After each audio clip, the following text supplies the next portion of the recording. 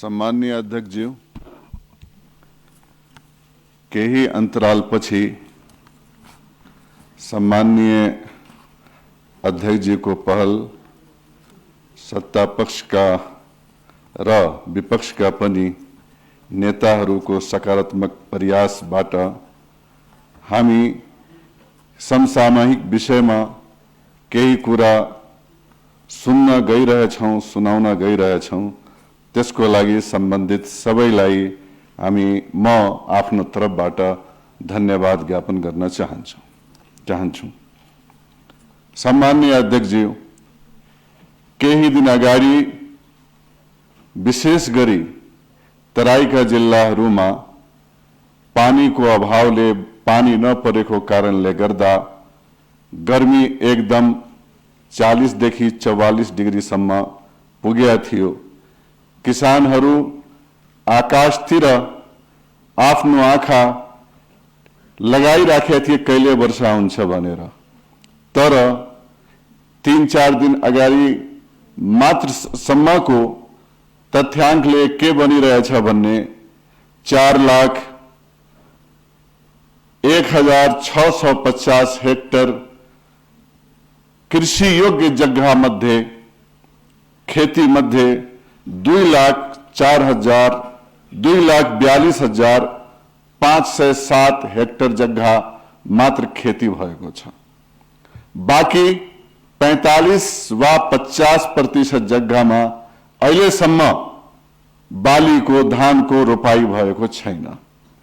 कुनै कुनै जिल्लामा अवस्था यो छ कि 20% मात्र रोप्नी भएको छ र यो 50 वा 55% जग्गा जमिन जुन खेती जुन रोपाई भइसकेको छ, हाल विगत 2 दिनदेखि भइरहेको अविरल वर्षा र बाढीले गर्दा त्यो पनि नष्ट हुने कगारमा पुगेको छ।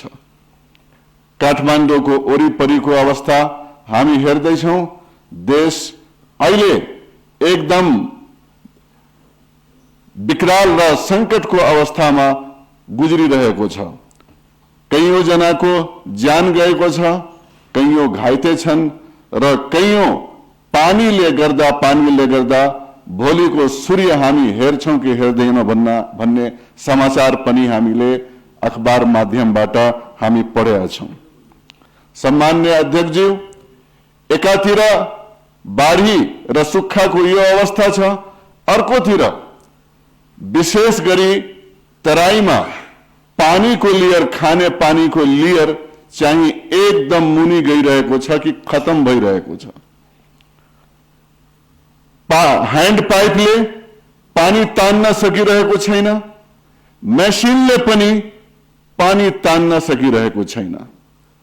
भन्दाखेरि पानीको मामिलामा धनी मानिने हाम्रो नेपाल देश केही वर्षपछि सायद हामी पिउन पानीको लागि पनि अप्ठ्यारोमा पर्नेवाला छौं, तराई जस्ता एरियामा पनि। र यो हाम्रो गलत नीति र गलत पोलिसीले गर्दा भएको छ। यहाँसम्म हामी एक दिनमा पुगेका छैनौं। राज्यको गलत नीति र गलत कामले हामी यहाँसम्म पुगेका छौं।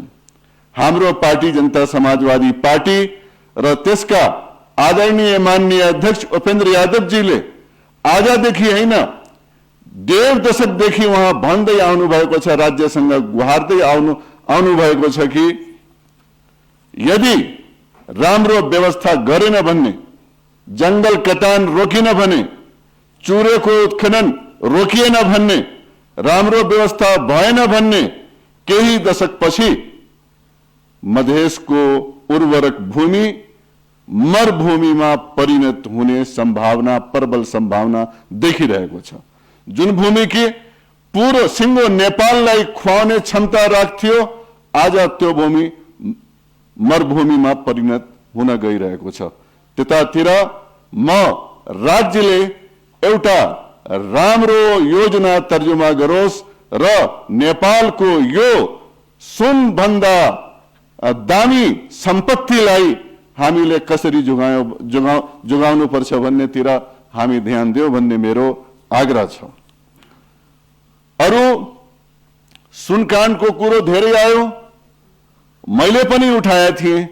वास्तवमा यो समस्या, यो कुरो सत्ता पक्ष विपक्षको मात्र नभई यो राष्ट्रको समस्या हो र यो समस्यालाई यही दृष्टिकोणले हामीहरूलाई हेर्नुपर्छ।